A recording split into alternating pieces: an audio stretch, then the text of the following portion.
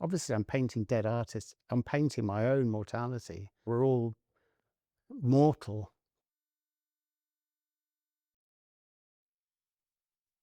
Hello, I'm Hugh Mendes. I'm an artist, predominantly a painter. I'm here in my studio in Hackney on Mare Street. It's known as the Triangle, and it's run by Space Studios, which is a charity.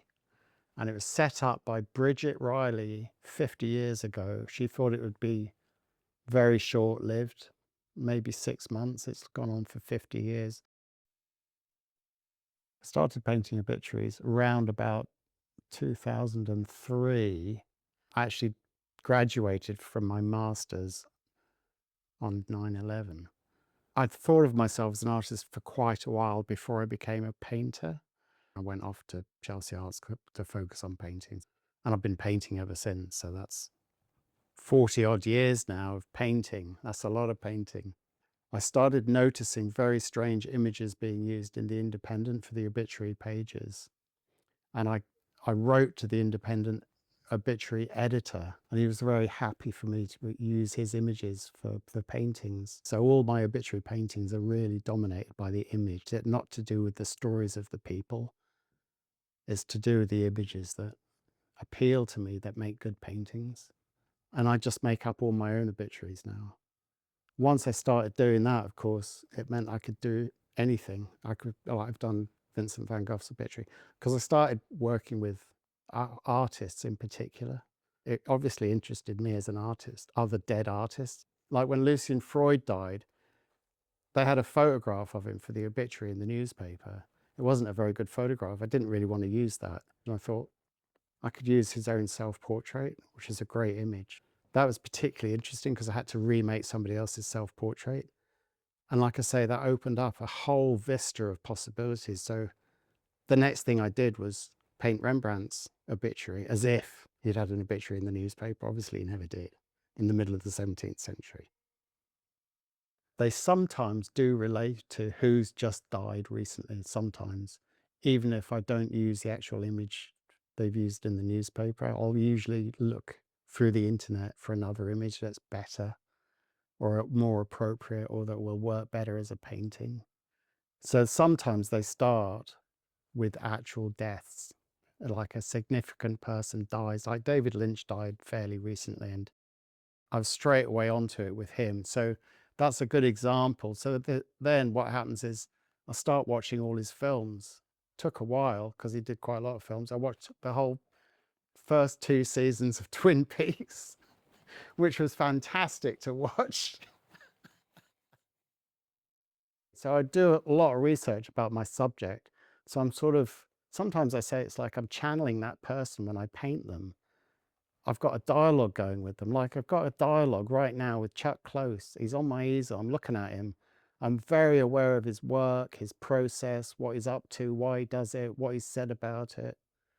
So I'm engaging with these people while I paint them. It makes it more enjoyable and potentially a deeper practice, possibly, that I've got a sense of a collaborative piece of work that I'm doing with this person that is my subject.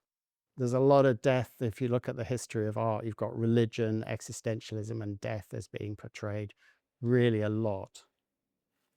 A typical day in my studio, I come in here, put the lights on, have a look at the painting on the easel, and immediately start correcting things that immediately jump out at me as being wrong.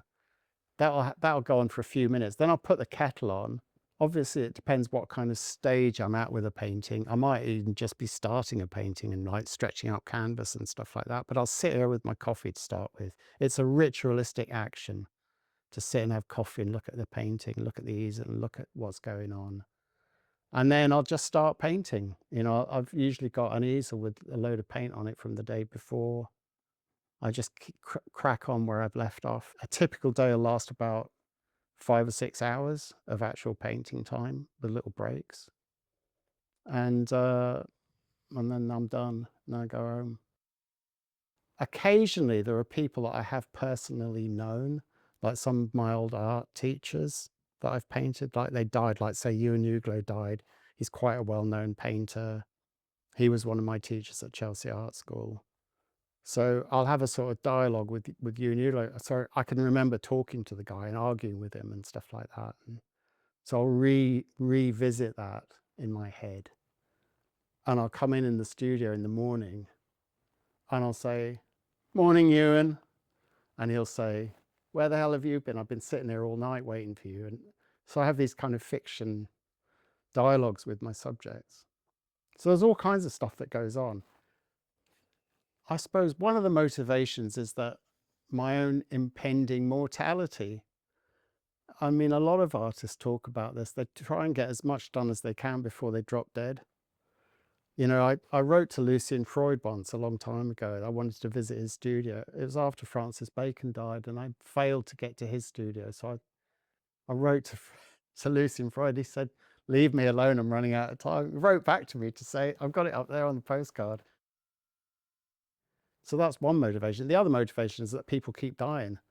People that I admire, people that I respect, people that I'm interested in, you know, artists and filmmakers and musicians and all the people that, you know, that they motivate me.